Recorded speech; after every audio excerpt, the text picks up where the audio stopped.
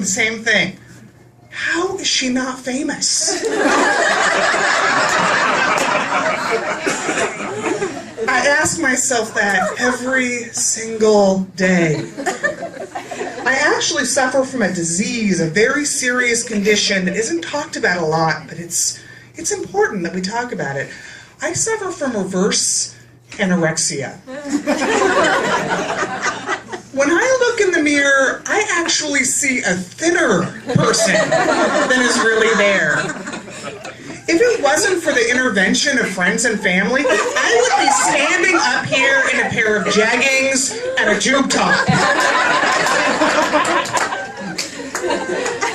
I used to talk about my vagina a lot when I did comedy before I was married, but I am married now, and let's face it, my vagina is just not that interesting anymore.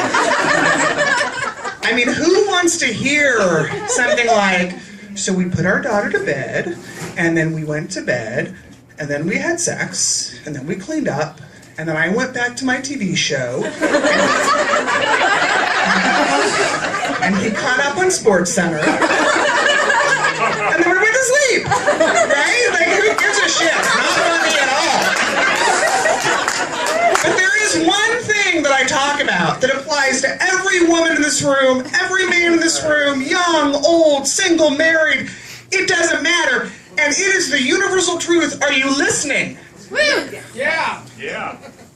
The clitoris is a teeny, tiny, itsy-bitsy little spot. You gotta stay on the fucking spot. Every time you go off the spot, it's like a do-over. You gotta start all over again. And so after so many times of over the other way, no, up a little bit, okay, now down, now stay, stay. I'm like, you know what? Why don't you go make a sandwich and I'll finish this on the home front.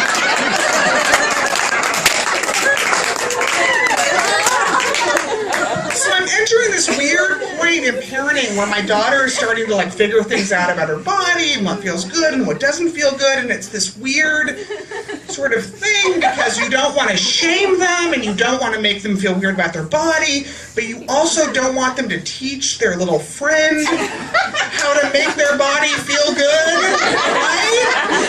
And so you're like, yes, that does feel good, but that's something you feel good alone, and that's not something you feel good about when you have a play date, because I got 99 problems, like Jay-Z. My 6-year-old teaching her little friend about how the body feels good is not going to be one of them. I used to be really cool. I used to be cool. I used to go out at night, be cool. Seriously. And now I have to tell you that if I come home from work and there are dishes in the sink and I open the dishwasher and the dishes in the dishwasher are dirty so that I don't have to unload the dishwasher before I put the sink dishes in, it's like the greatest fucking day of my life. It's like 1992 and I am front row at a Pearl Jam concert and Eddie Vedder calls me on stage to sing a duet of Alive with them. This is what it's become. I am in an intercultural marriage, which means that I am Jewish and my husband is not. And before I go further on that, I just want to clarify something that I get asked about 7 times a year. Yes, Jews celebrate Thanksgiving. You know what else we celebrate? The 4th of July. Crazy, I know. But anyway, so when my husband and I met, we each had a deal breaker. Mine was that we raise our children Jewish, and his was that we always have ESPN. Harder than you think, right? Because cable is expensive. So on the few occasions where I've tried to raise the topic of like doing the Hulu thing or streaming, my husband calmly stops and turns to me and says, "I fucking gave up Christmas for you." Jesus, you people and your Christmas! Do you know how hard it is to convince a 6-year-old girl that Hanukkah is as good as Christmas? It's hard because it is a total lie.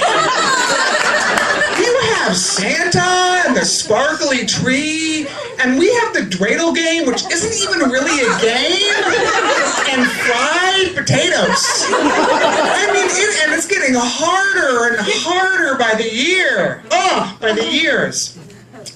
So we could not afford a honeymoon when we got married, so my husband and I waited a few years before we went on a honeymoon. And on the second day of the honeymoon, we both realized why people go on vacation with other couples, because we had absolutely nothing left to say to each other.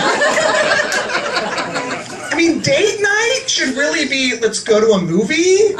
Because the last time my husband and I went on a date night, we went to happy hour first. And I'm like, I know what you did all day, because I was with you. You know what I did all day. We just sat there quietly. In closing, I will end with this. I love men. I love my husband, who's so cute. Such a good sport. That's him right there. His name is Nathan. And if you think it's hard being married to your wife, just think about Nathan. But anyways, I love men. All the men in the back, love you. I do tend to be more of a girl's girl. I love girls or women more. It's my personality. But I think that it's okay that men and women are different, and that's all right. And I'll give you an example. The CIA has these spies, right, that go into other countries. And they live under these assumed names and aliases for like 30 years. And they can't tell anybody what they're really doing, okay? And so if I was a CIA spy, and I went to happy hour with a couple of my girlfriends and had a few glasses of wine, it would be something like this. Okay, you have to promise you won't tell anybody. The reason women are not in the witness protection program is because the minute a woman makes a friend in the witness protection program, they're going to be like, do I have the crazy